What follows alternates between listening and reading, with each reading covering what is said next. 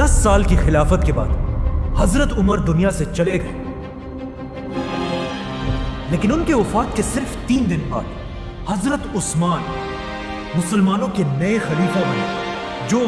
ایک بڑے صحابی ہونے کے ساتھ ساتھ دنیا کے سب سے امیر لوگوں میں سے بھی تھے۔ جس کے بعد حضرت عثمان 12 سال تک مسلمانوں کے خلیفہ رہے، جس میں انہوں نے مسلمانوں کو ایک قرآن پر یونائٹ کیا، اسلام کی پہلی کرنسی بنائی، مکہ اور مدینہ کی مسجدوں کو ایکسٹینڈ کیا، جو آج تک جاری ہے۔ لیکن خلافت کی سب سے پہلی اور بڑی بغاوت بھی حضرت عثمان کے دور میں ہی ہوئی۔ لیکن اب مسئلہ یہ ہے کہ اس سب کے بعد بھی لوگ باقی 2 خلیفاؤں کے بارے میں تو بہت جانتے ہیں، لیکن حضرت عثمان کے بارے میں لوگ بہت کم جانتے ہیں۔ حالانکہ حضرت عثمان کی سٹوری بہت ہی انسپائرنگ ہے، کیونکہ حضرت عثمان خلیفہ بننے سے بہت سال پہلے مکہ کے کسی عام گھر میں نہیں، بلکہ مکہ کے سب سے رچ خاندان بنو امیہ میں پیدا ہوئے، اور ان کے والد عفان کا مکہ میں کپڑوں کا بہت بڑا بزنس تھا، جو مکہ سے باہر روم اور یمن تک پھیلا ہوا تھا۔ لیکن اچانک ایک دن جب حضرت عثمان کی ایج بہت ہی کم تھی،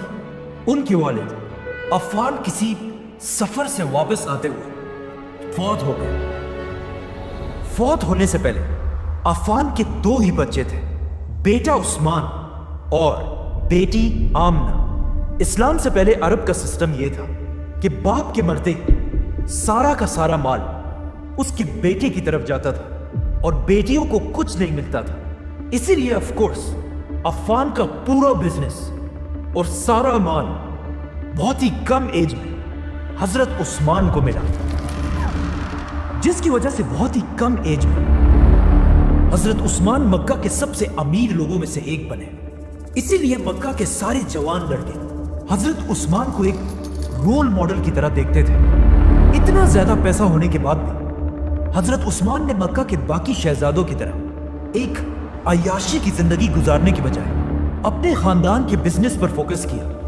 اور اسے ایک انٹرنیشنل بزنس بنایا۔ اپنے اسی بزنس کی وجہ سے حضرت عثمان مکہ میں اتنے فیمس ہوئے کہ مکہ کی مائیں اپنے بچوں سے کہا کرتی تھی کہ میں تم سے اتنی محبت کرتی ہوں جتنی قریش عثمان سے کرتے ہیں۔ اب جب حضرت عثمان مکہ میں اپنے کپڑوں کا بزنس کر رہے تھے، وہاں ایٹ دا سیم ٹائم ایک دوسرے آدمی کا بزنس میں بہت تیزی سے آگے بڑھ رہا تھا، حضرت ابو بکر رضی اللہ عنہ۔ اور یہی سے ان 2 گریٹ صحابہ کی دوستی شروع ہوئی۔ جب حضرت عثمان کا بزنس مکہ میں اپنی پیک پر تھا، ایگزیکٹ اسی ٹائم مکہ کے ایک غار میں رسول اللہ صلی اللہ علیہ وسلم پر پہلی وحی نازل ہوئی۔ آپ صلی اللہ علیہ وسلم کے گھر والوں کے بعد سب سے پہلے اسلام ابو بکر رضی اللہ عنہ نے قبول کیا، اور اسلام قبول کرتے وہ سیدھا اپنے دوست عثمان رضی اللہ عنہ کے پاس گئے اور انہیں بھی اسلام کی طرف لے کر آئے۔ حضرت عثمان، جنہیں مکہ کے جوان اپنا رول ماڈل سمجھتے تھے، ان کا اسلام قبول کرنا پورے مکہ اور اسپیشلی ان کے خاندان بنو امیہ کے لیے ایک بہت بڑا دھچکا تھا، کیونکہ حضرت عثمان کے بعد سب کو اس بات کا پتا تھا کہ اب مسلمانوں کو پیسوں کی زیادہ کمی نہیں ہوگی، کیونکہ حضرت عثمان بنو امیہ کے پہلے اور اکیلے شخص تھے جنہوں نے اپنے خاندان کے خلاف جا کر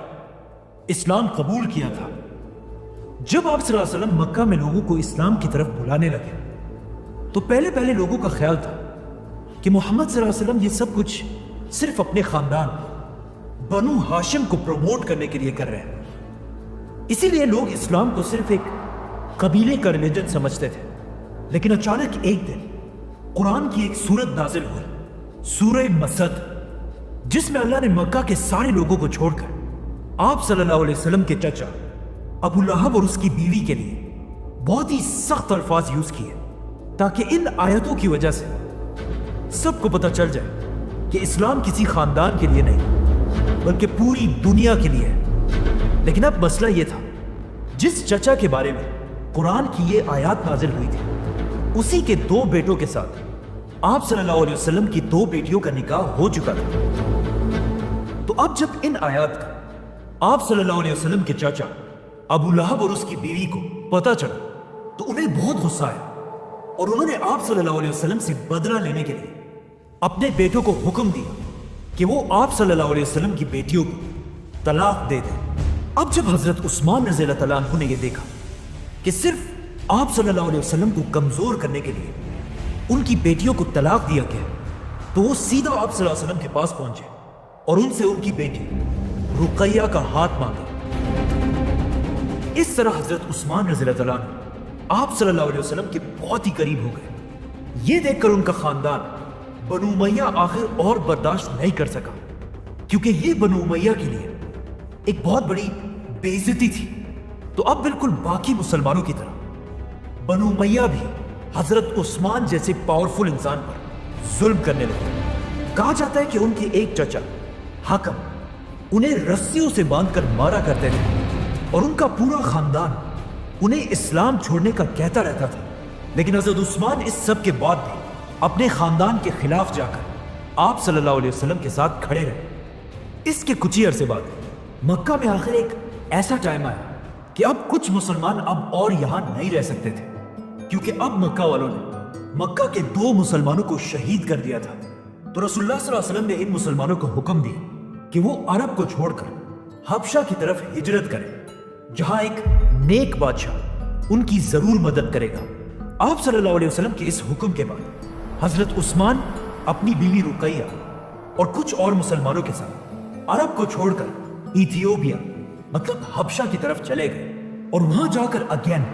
حضرت عثمان نے اپنی بزنس کی نالج کو یوز کر کے ایک نیا بزنس اسٹیبلش کیا۔ اب جب حضرت عثمان یہاں حبشہ میں تھے، وہاں مکہ والوں نے آپ صلی اللہ علیہ وسلم اور ان کے خاندان کا بائیکاٹ کر کے ان پر بہت ظلم کیا، لیکن حضرت عثمان مکہ سے بہت دور ہونے کی وجہ سے آپ صلی اللہ علیہ وسلم کی مدد نہیں کر سکے۔ 4 سال حبشہ میں گزارنے کے بعد اچانک حبشہ میں ایک افواہ پھیلی کہ مکہ کے سارے لوگ اسلام قبول کر چکے ہیں۔ یہ سن کر حضرت عثمان اور باقی مسلمان حبشہ چھوڑ کر واپس مکہ کی طرف آئے، لیکن یہاں آ کر انہوں نے دیکھا کہ یہ سب کچھ بالکل جھوٹ تھا۔ لیکن اب مکہ سے واپس حبشہ جانے کے بجائے رسول اللہ صلی اللہ علیہ وسلم نے مسلمانوں کو مدینہ کی طرف ہجرت کرنے کا حکم دیا۔ اب مدینہ مکہ سے بالکل اپوزٹ ایک بہت ہی غریب علاقہ تھا، اور وہاں پر مسلمانوں کے حالات اتنے خراب تھے کہ انہیں پینے کے لیے پانی بھی اویلیبل نہیں تھا۔ یہ دیکھ کر رسول اللہ صلی اللہ علیہ وسلم نے مدینہ کے سارے مسلمانوں کو جمع کیا اور ان سے کہا کہ جو بھی مسلمان اس یہودی سے یہ کنواں بیر روما خرید کر مسلمانوں کے لیے کھول دے گا، اس کی جگہ جنت میں ہوگی۔ اب مدینہ میں آف کورس کوئی بھی ایسا نہیں تھا جو اتنے سخت حالات میں اس کنویں کو افورڈ کر سکتا ہو، لیکن صرف ایک شخص ایسا تھا جس کا بزنس شام، یمن اور اب حبشہ تک پھیلا ہوا تھا، حضرت عثمان۔ حضرت عثمان سیدھا اس یہودی کے پاس گئے، لیکن اس یہودی نے کہا کہ میں یہ کنواں نہیں بیچنا چاہتا، کیونکہ اس کنویں کے پانی پر اس نے ٹیکس لگایا تھا اور اس پانی کو بہت مہنگا بیچتا تھا۔ تو حضرت عثمان نے اس یہودی کے ساتھ ایک ڈیل کی اور اس سے آدھا کنواں خریدا، مطلب ایک دن یہ کنواں حضرت عثمان کا ہوگا اور ایک دن یہودی کا۔ اس یہودی نے یہ آفر خوشی سے ایکسپٹ کر لیا، لیکن کچھ دنوں بعد اسے پتا چل گیا کہ یہ اس نے بہت بڑی غلطی کی ہے، کیونکہ جس دن یہ کنواں حضرت عثمان کے پاس ہوتا تھا، اس دن مدینہ کے سارے لوگ آ کر اس کنویں سے پانی بھر کر لے جاتے تھے، اور اگلے دن یہودی کے پاس کوئی بھی پانی لینے کے لیے نہیں آتا تھا۔ مطلب اس کنویں سے یہودی کی کمائی بالکل ختم ہو چکی تھی۔ تو اس یہودی نے حضرت عثمان کے پاس آ کر مجبوراً انہیں سارا کنواں بیچ دیا، اور اس طرح حضرت عثمان نے 20,000 درہم میں یہ کنواں خرید کر مسلمانوں کے لیے ڈونیٹ کر دیا۔ یہ حضرت عثمان کی اتنی بڑی ڈونیشن تھی کہ اسے آج تک پوری دنیا یاد کرتی ہے، کیونکہ یہ کنواں اور اس کے پاس زمین آج تک حضرت عثمان کے نام پر سعودی عرب میں رجسٹرڈ ہے، اور اس کنویں اور اس کے آس پاس زمین سے جتنی انکم آتی ہے اس سے حضرت عثمان کے نام پر ہی مدینہ میں ایک بہت بڑا ہوٹل بنایا گیا ہے۔ یہ ہوٹل ہر سال حضرت عثمان کے نام پر 50 ملین ریال کماتا ہے، 5 کروڑ ریال، جو آلموسٹ 400 کروڑ روپے بنتے ہیں، جسے پورا کا پورا غریبوں میں تقسیم کر دیا جاتا ہے۔ مطلب حضرت عثمان واحد صحابی ہیں جن کے نام سے آج تک اللہ کی راہ میں کروڑوں دیے جاتے ہیں۔ یہ کنواں خریدنے کے کچھ ہی عرصے بعد اسلام کی پہلی جنگ کا ٹائم آیا، جنگ بدر، جس میں رسول اللہ صلی اللہ علیہ وسلم مدینہ سے 313 مسلمانوں کی فوج لے کر بدر کی طرف روانہ ہوئے۔ لیکن مسئلہ یہ تھا کہ حضرت عثمان مسلمانوں کی اس فوج میں نہیں تھے، کیونکہ ان کی بیوی اور آپ صلی اللہ علیہ وسلم کی بیٹی رقیہ کی طبیعت بہت خراب تھی۔ اسی لیے آپ صلی اللہ علیہ وسلم نے حضرت عثمان کو مدینہ میں رہنے کا حکم دیا۔ لیکن اب جب آپ صلی اللہ علیہ وسلم اور مسلمان جنگ بدر لڑنے میں بزی تھے، وہاں ان کی بیٹی رقیہ کی طبیعت بہت خراب ہوئی اور وہ اس دنیا سے چلی گئی۔ جب رسول اللہ صلی اللہ علیہ وسلم جنگ بدر جیت کر واپس مدینہ پہنچے تو مسلمان بہت خوش تھے اور جنگ جیتنے کا جشن منا رہے تھے۔ لیکن اسی وقت آپ صلی اللہ علیہ وسلم کو ان کی بیٹی رقیہ کی موت کی خبر دی گئی، جس پر آپ صلی اللہ علیہ وسلم کو اس جیت کے دن میں بہت دکھ ہوا۔ رقیہ رضی اللہ تعالیٰ عنہا کی موت کے بعد مدینہ کے لوگوں نے دیکھا کہ حضرت عثمان بہت ہی دکھی اور پریشان رہنے لگے، اور جب ان سے پوچھا گیا تو انہوں نے بتایا کہ رقیہ کی موت کا دکھ تو مجھے ہے، لیکن مجھے اس بات کا بھی غم ہے کہ ان کے جانے کے بعد میرا رشتہ رسول اللہ صلی اللہ علیہ وسلم کے ساتھ ٹوٹ چکا ہے۔ یہ سن کر آپ صلی اللہ علیہ وسلم نے اپنی دوسری بیٹی ام کلثوم کی شادی بھی حضرت عثمان سے کرائی، جس کے بعد حضرت عثمان کا نام ذو النورین پڑا، مطلب دو نوروں والا۔ بدر کی جنگ ایسا ایک ہی ایونٹ تھا جس میں حضرت عثمان مسلمانوں کے ساتھ شامل نہیں تھے، کیونکہ بدر کے بعد حضرت عثمان اسلام کی ہر بڑی جنگ، احد اور خندق جیسی بڑی جنگوں میں شامل تھے، اور اس کے بعد آیا حضرت عثمان کی زندگی کا سب سے امپورٹنٹ ایونٹ کہ جب خندق کی جنگ کے بعد مسلمان مدینہ سے عمرہ کرنے کے لیے مکہ کی طرف روانہ ہوئے۔ جیسے ہی مسلمان مکہ کے قریب پہنچے، رسول اللہ صلی اللہ علیہ وسلم نے حضرت عمر کو حکم دیا کہ جاؤ اور مکہ کے لیڈر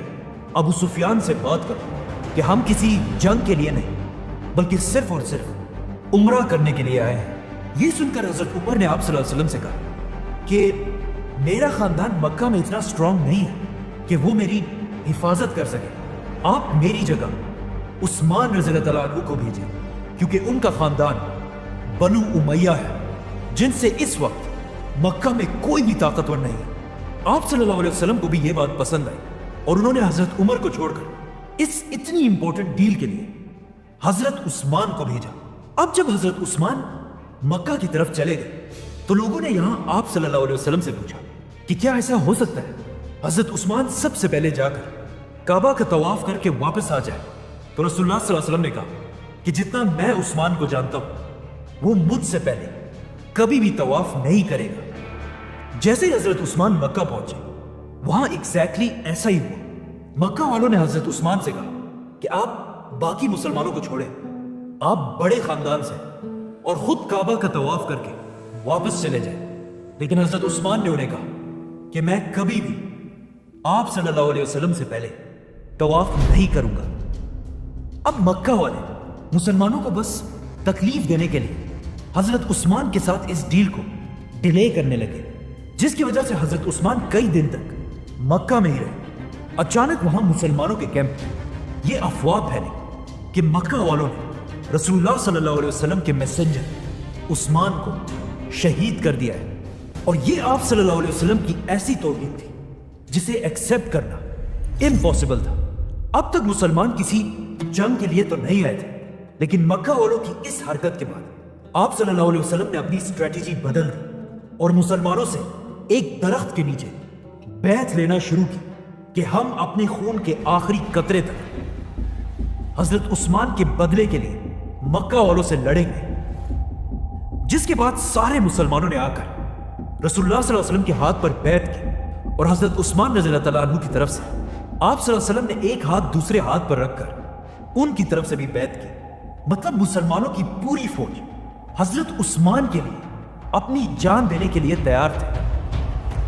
لیکن یہ جنگ کبھی ہوئی نہیں کیونکہ یہ ایک جھوٹی افواہ تھی اور حضرت عثمان بالکل صحیح سلامت واپس آ کر مسلمانوں کے ساتھ شامل ہوئے. اس بیعت کو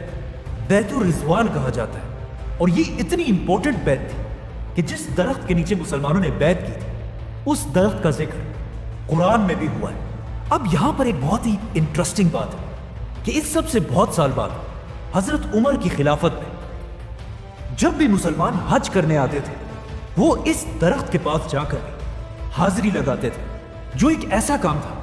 جس کا اسلام میں کوئی ذکر نہیں ہے. اور حضرت عمر نہیں چاہتے تھے کہ مسلمان اسلام میں نئے نئے رواج بنائیں، تو حضرت عمر نے اپنی خلافت میں حکم دیا کہ اس درخت کو کاٹ دیا جائے. اسی لیے آج تک کسی کو نہیں پتا کہ وہ درخت آخر کہاں پر تھا. اس کے بعد حضرت عثمان کی مدینہ میں اتنی اہمیت تھی کہ ایک دن رسول اللہ صلی اللہ علیہ وسلم کسی چھوٹی جنگ پر مدینہ سے کہیں دور چلے گئے اور جانے سے پہلے انہوں نے اپنی جگہ مدینہ کا لیڈر حضرت عثمان کو بنایا. اس کے بعد اسلام کے ہر ایونٹ میں حضرت عثمان آپ صلی اللہ علیہ وسلم کے قریبی ساتھی رہے. خیبر، فتح مکہ، حنین، ان ساری جنگوں کے بعد آخر ایک ایسی جنگ آئی جس کی وجہ سے آج تک حضرت عثمان کو یاد کیا جاتا ہے. اسی طرح اسلام پورے عرب میں پھیل گیا اور اب مسلمانوں کی جنگ سیدھا اس وقت کی سپر پاور رومن ایمپائر سے ہونے لگی. لیکن رومن ایمپائر سے لڑنا کوئی آسان کام نہیں تھا. اس کے لیے مسلمانوں کو بہت زیادہ مال اور طاقت کی ضرورت تھی. تو آپ صلی اللہ علیہ وسلم نے جنگ تبوک کے لیے مسلمانوں کی 30,000 کی فوج جمع کی. تو اب 30,000 کی فوج کو مینج کرنا ایک بہت ہی مشکل کام تھا. اسی لیے رسول اللہ صلی اللہ علیہ وسلم نے پوری مسلمان امت سے اپیل کی کہ جس سے جتنا ہو سکے اس فوج کی مدد کے لیے خرچ کرے اور جو بھی اس فوج کی اپنے مال سے مدد کرے گا اس کے بدلے میں اسے جنت ملے گی. یہ سن کر حضرت ابو بکر نے اپنے گھر کا سارا سامان لا کر ڈونیٹ کر دیا. حضرت عمر نے اپنے گھر کا آدھا سامان، مسلمان عورتوں نے اپنے زیور، اور ایون ایک غریب صحابی ایسے بھی تھے جنہوں نے کچھ کھجور لا کر آپ صلی اللہ علیہ وسلم کے سامنے پیش کی، جس سے آف کورس مسلمانوں کی فوج کو فائدہ تو ہوا. لیکن اصل میں اس پوری فوج کے پیچھے سب سے زیادہ فنڈنگ صرف ایک ہی صحابی کی تھی، حضرت عثمان. جب مسلمان ہر طرف سے تبوک کی جنگ کے لیے جمع ہونے لگے تو حضرت عثمان نے ان کے لیے سب سے پہلے 1,000 اونٹ، 70 گھوڑے، 10,000 گولڈ کوئنز، 70,000 سلور کوئنز،